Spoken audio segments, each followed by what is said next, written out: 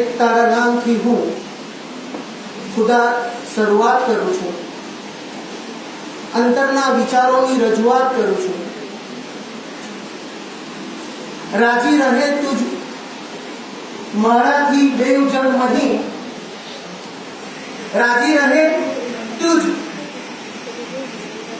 મારાથી દેવ જન્મ નહીં, બસ એટલી હું તુજથી મુનાજાત કરું છું. माननीय आचार्य साहेब, शिक्षक साहेबो, बहनों અને વિદ્યાર્થી ભાઈઓ,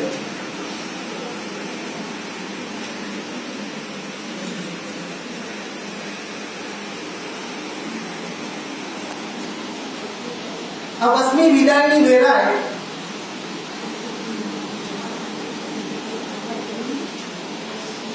મારું મંડળું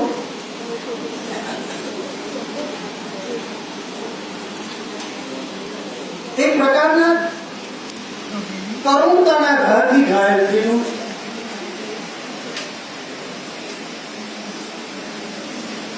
મને ખબર નથી પડતી કે કઈ રીતે શરૂઆત કરું,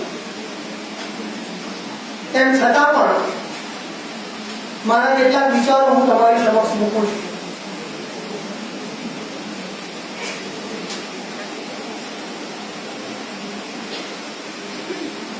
એકવીસમી સદીનો યુગ એટલે એમ કહી શકાય કે ઇન્ફોર્મેશન ટેકનોલોજીનો યુગ.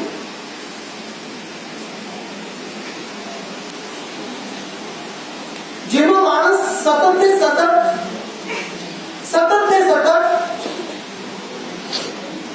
વાંચતો જાય છે, વિચારતો જાય છે અને તેનું વર્તનમાં પરિવર્તન કરતો જાય છે.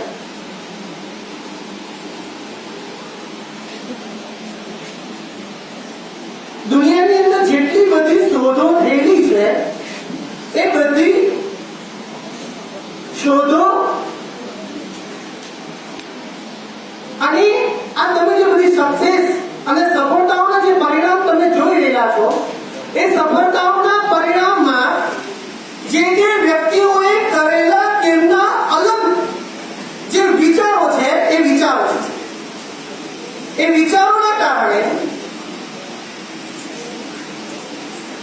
તેઓએ કંઈક અલગ કરીને બતાવેલું છે અને એ અલગ કરીને બતાવેલું છે એના કારણે તેઓ આ વિશ્વના ફલક પર કંઈક અનેરા શબ્દોની અંદર ફૂટાઈ ગયા છે.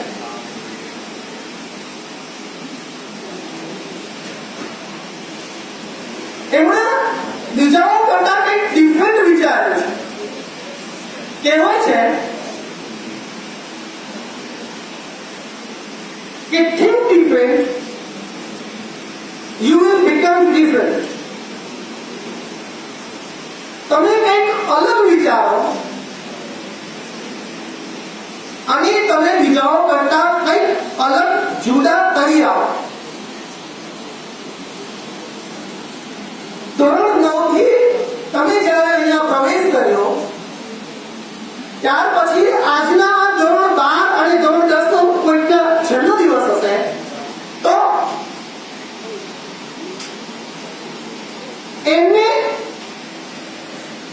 અહીંયા આવીને તમે જે કંઈ પ્રાપ્ત કરેલું છે એમાં તમે નવું શીખ્યા અને એની અંદર તમારે બીજાઓ કરતા કંઈક અલગ કરીને બતાવવાનું છે, જે જ્યારે તમે બીજાઓની સમક્ષ રજૂ થશો ત્યારે તમે કંઈક અલગ છો, તમે બીજાઓ કરતા શ્રેષ્ઠ છો, તમે બીજાઓ કરતા કંઈક જુદું કહી શકો છો અને તમે બીજાઓ કરતા વધારે શ્રેષ્ઠ છો.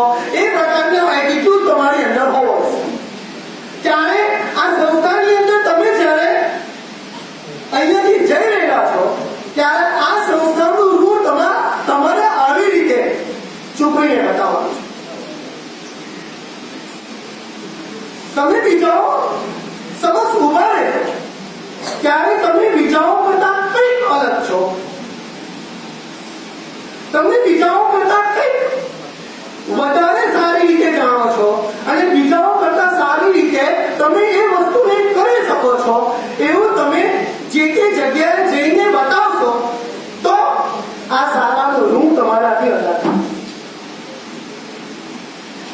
ચાહે શિસ્તની બાબતમાં હોય, ડિસિપ્લિનની બાબતમાં હોય કે કોઈ પણ જગ્યાએ કોઈ પણ પ્રકારનો ટેસ્ટ હોય તેમાં પણ તમે ઉત્કૃષ્ટ પ્રદર્શન કરશો ત્યારે આ ખરેખર સંસ્થાએ તમને કંઈક આપેલું છે અને એ તમે તમારી છાતી બતાવીને કહી શકશો.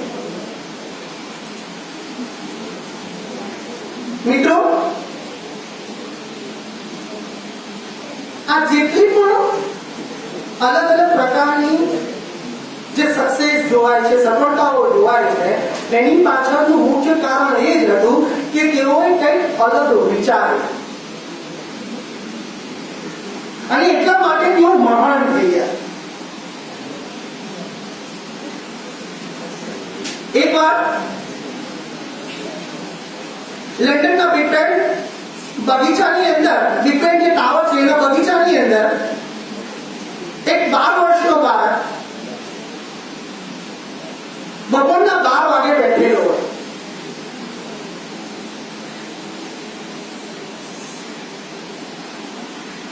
અને બિલકુલ મધ્યાહન એ ટાવરના જે 12 વાગે છે એના કારણે જે રણકાર સંભળાય છે અને જે પેલા જે ઘંટ વાગે છે એના ટોંકાની સાથે, એના રણકારની સાથે એ બાળક કે જે સ્વીપરનું બાળક હતું, કે જે કોર્પોરેશનની અંદર એનો બાપ સ્વીપર તરીકે કામ કરી રહ્યો હતો, એ બાળક સ્ફુરિત બોલી ઉઠ્યો. એનું નામ સ્ટીવનસન, ના સોરી વેલિંગ્ટન હતું. અને વેલિંગ્ટન એક તેજસ્વી વિચારની સાથે બોલી ઉઠે છે કે Wellington will become the mayor of London. પહેલો રણકાર થાય છે ત્યારે એ પૂરી રીતે અંદરથી બોલી ઉઠે છે. બીજો રણકાર થાય છે ત્યારે ફરીવાર બોલે છે. ત્રીજો રણકાર થાય છે ત્યારે ફરીવાર બોલે છે. આમ 12 ઘંટ વાગે છે અને 12 વાગે બોલે છે કે Wellington will become the mayor of London. અને એ જ્યારે 22મા વર્ષમાં પહોંચે છે ત્યારે સખત મહેનત, પૌરુષ, આત્મવિશ્વાસ અને શ્રદ્ધાના કારણે તે 22મા વર્ષે એ લંડન સિટીનો મેયર બન્યો.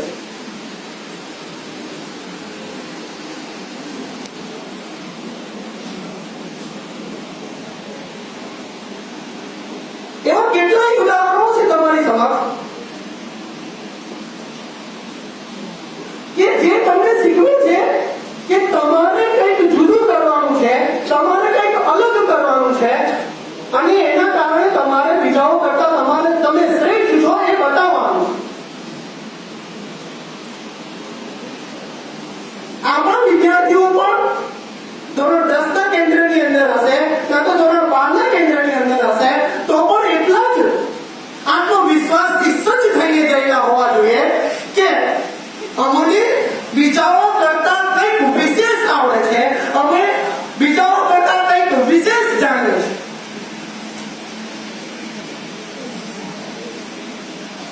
અને મને આ પ્રશ્ન આવડે જ છે, હું લખી જ શકીશ અને હું આટલા માર્ક્સ મેળવી જ શકીશ, એવા એક ચોક્કસ પ્રકારના ટાર્ગેટની સાથે અહીંયાથી એક પ્રકારનો વિશ્વાસ લઈને જવાનો છે.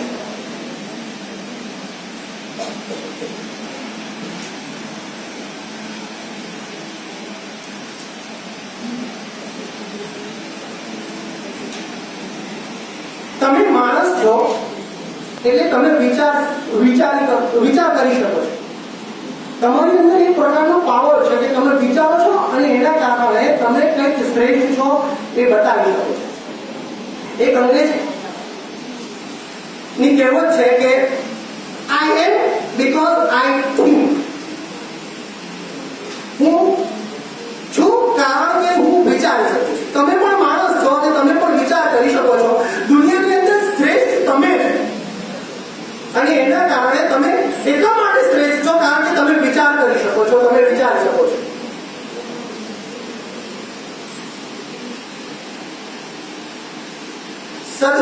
સદવાંચન કરીને સદવિચાર કરો અને સદવિચાર કરીને તેને તમે સદવર્તન ટ્રાન્સફર કરશો.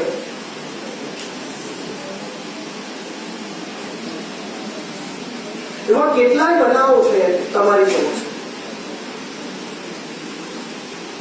એક વાર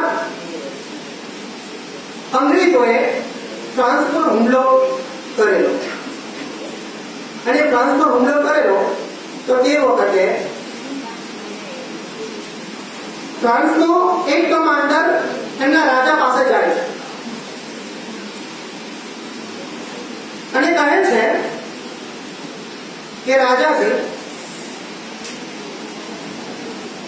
અંગ્રેજોએ આ પ્રકારનો હુમલો કરેલો છે, આપણે શું કરવું? તો રાજા એમને પૂછે છે કે આપણી પાસે આમ તો કઈ ખાસ છે નહીં, પણ આપણી પાસે માત્ર 5000 નું લશ્કર છે. તો પેલો કમાન્ડર એમને એમ પૂછે છે રાજાને કે આપણી પાસે કેટલું, એમની પાસે કેટલું છે, અંગ્રેજો પાસે કેટલું લશ્કર? કે રાજા એને જવાબ આપે છે કે ગુપ્તચરોના હિસાબ પ્રમાણે એમની પાસે કુલ 50,000 નું લશ્કર છે.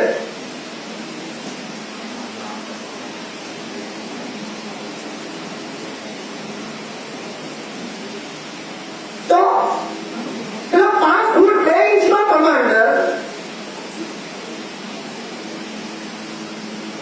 એમને એ પ્રકારની સાંત્વના આપે છે કે 50,000. તો એમાં શું થયું? એમાં તો માત્ર એક ઝીરોનો ફરક છે. જુઓ, આ 5 ફૂટ 2 ઇંચનો આ વ્યક્તિ કમાન્ડર 50,000 અને 5,000 વચ્ચેનો તફાવત કેવી રીતે બતાવે છે? આપણે કહીએ તો 45,000 બતાવે છે. જો થિંક ડિફરન્સ એમ કે છે કે માત્ર એક ઝીરોનો ફરક છે.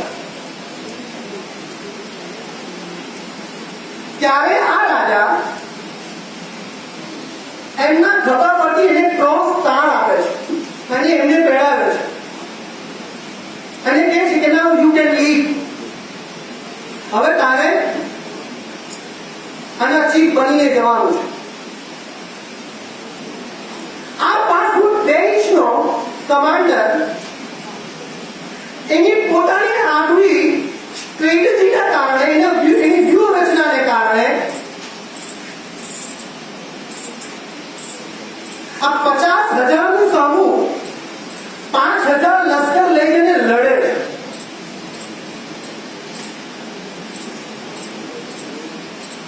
એવી તો સ્ટ્રેટેજી ઘડે છે કે આ 50,000 ના લશ્કરની સામે તેઓ બરાબરની ફાઇટ આપે.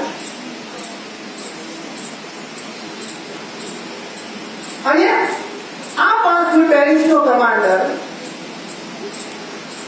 એ બીજો કોઈ નહીં, એ નેપોલિયન બોનાપાર્ટ હતો. તમને કદાચ ખબર હોય કે વિશ્વની અંદર 7 જ માણસો એવા છે કે જેની પાછળ તમારે ધી ગ્રેટ બોલવું હોય. નેપોલિયન બોનાપાર્ટ ધી ગ્રેટ, એની પાસે આ પ્રકારનું વિશિષ્ટ રીતે વિચારવાનું મગજ અને એના કારણે તેઓ ઇતિહાસની અંદર આવી રીતે છવાય છે. હમણાં હાલ જે અમેરિકા આપણા ઉપર જે રાજ કરે છે, કહેવાય છે કે આખા વિશ્વ પર જે રાજ કરી રહેલું છે અને જે વિશ્વ મહાસત્તા કહેવાય છે, એના પાછળનું મૂળભૂત કારણ પણ ત્યાંના દેશવાસીઓ છે અને દેશવાસીઓના વિચારો છે. અને સાહેબ અમને કાયમ માટે એક પ્રકારની વાતો કરતા રહેલા ભાઈ કે ત્યાંની સિસ્ટમ કેવા પ્રકારની છે, તેમની વિચારશીલતા કેવા પ્રકારની છે, એમના વિચારો કેવા પ્રકારના છે અને એના કારણે તેઓ આગળ. જ્હોન એફ કેનેડી જ્યારે પ્રથમવાર અમેરિકાના પ્રમુખ બનેલા ત્યારે એમના પ્રેસિડેન્શિયલ એડ્રેસની અંદર એમણે કીધેલું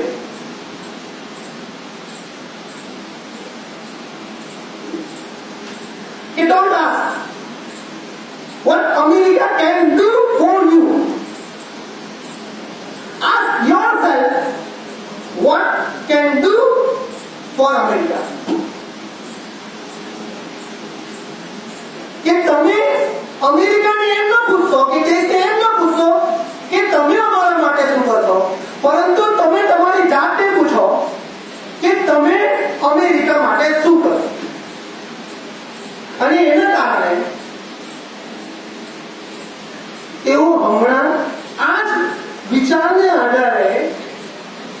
વિશ્વ પર ધાક જમાવીને ગઈ.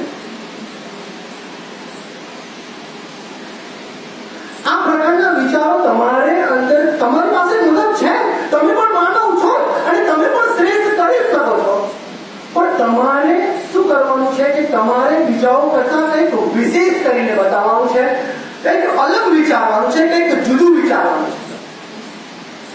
અને અલગ અને જુદું વિચાર કરીને તમારે બીજાઓ કરતા શ્રેષ્ઠ પરિણામ આ શાળાને આપવાનું છે, આ ગામને આપવાનું છે, આ સમાજને આપવાનું છે. અને આ શિક્ષકોને કે તમારા મા બાપને હાથમાં ધરવાનું છે.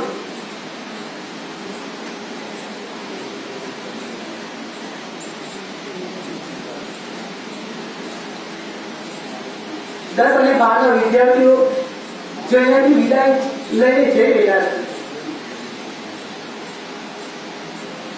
અંતે મારે એટલું જ કહેવાનું કે તમને દરેક પ્રકારની શિખામણ અહીંયાના દરેક શિક્ષકોએ આપેલી છે. તમારે ત્યાં કેવી રીતે રજૂઆત કરવાની છે, કેવી રીતે લખાણ લખવાનું છે, એ બધું તમને અહીંયાથી જણાવી દીધેલું છે. કોઈએ કોઈ પણ પ્રકારની કચાશ રાખેલી નથી, એવો મને પૂરેપૂરો મારા સહપાઠી શિક્ષકોની અંદર વિશ્વાસ છે.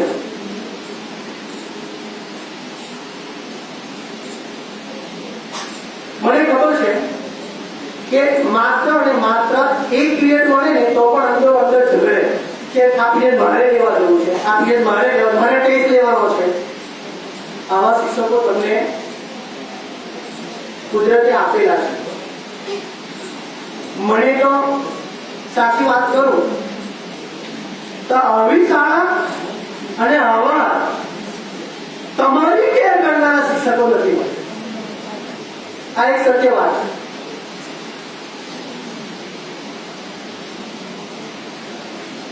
હું 11 ભણતો હતો ત્યાં 2 વર્ષ સુધી તો અંગ્રેજીનો કોઈ ટીચર જ નહોતો.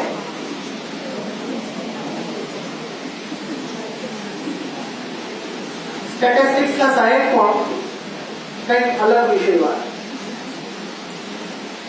અહીંયા તમારી પાસે બધા શ્રેષ્ઠ અનુભવના ભંડારો છે અને જ્ઞાનની ખાઈ તમારી સમક્ષ છે. તમારે એની અંદર ડૂબકી દઈને બહાર લઈ આવવાનું છે.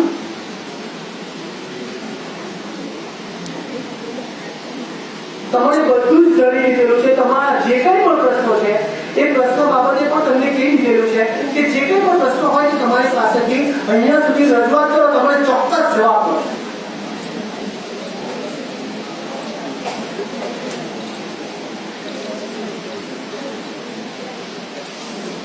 ત્યારે અંતે મારે એટલું જ કહેવાનું કે તમે કોઈ પણ ક્ષેત્રની અંદર આગળ જાઓ, એ ક્ષેત્રની અંદર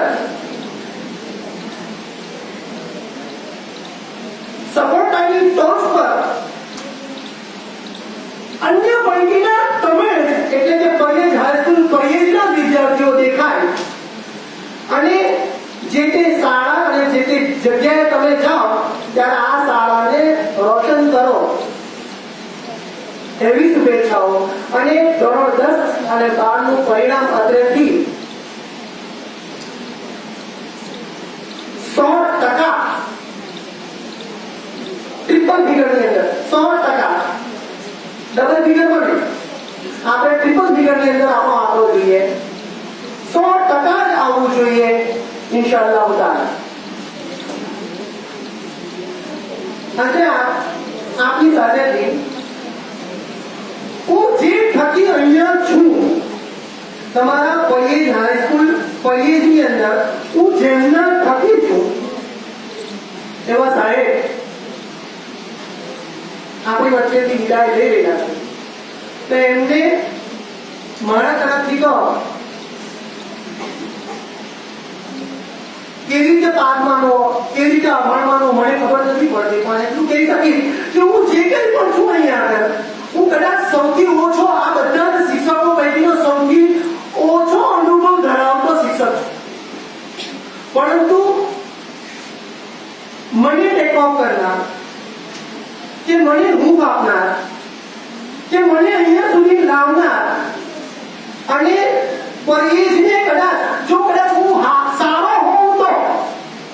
સારો હોઉં તો એનો શ્રેય ચોક્કસપણે આપણા સાહેબ શ્રી એવી પટેલ સાહેબને જાય.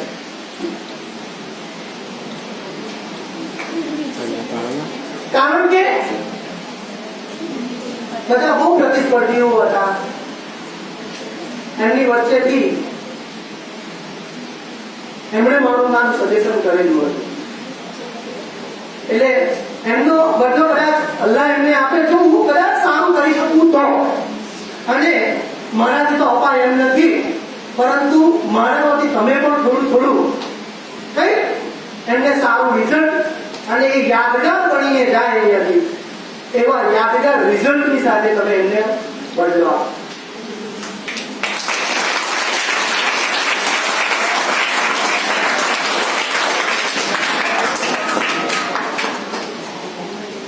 બિલકુલ થોડા ચેકિંગ જેવો અહીંયા આવેલો હતો. મેં કોઈ દિવસ ક્લાસ ટીચરશીપ પણ નથી કરી. માત્ર અને માત્ર 1.5-2 વર્ષનો નજીવો કહી શકાય એવો અનુભવ લઈને હું અહીંયા આવેલો હતો. એ તો પાપા પગલી માનતો આ ક્ષેત્રની અંદર. હજુ તો બધું બહુ કરવાનું બાકી છે.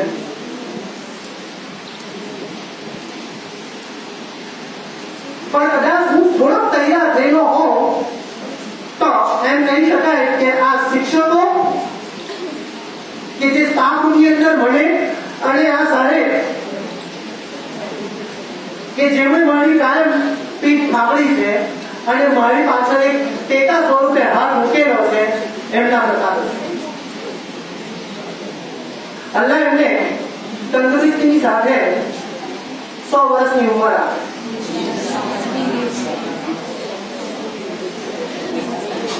બધી બહુ ખૂબીઓ છે, પણ તેમ છતાં પણ આપણી પાસે સમય નથી. એટલે એટલું કહીશ કે મને બધું બહુ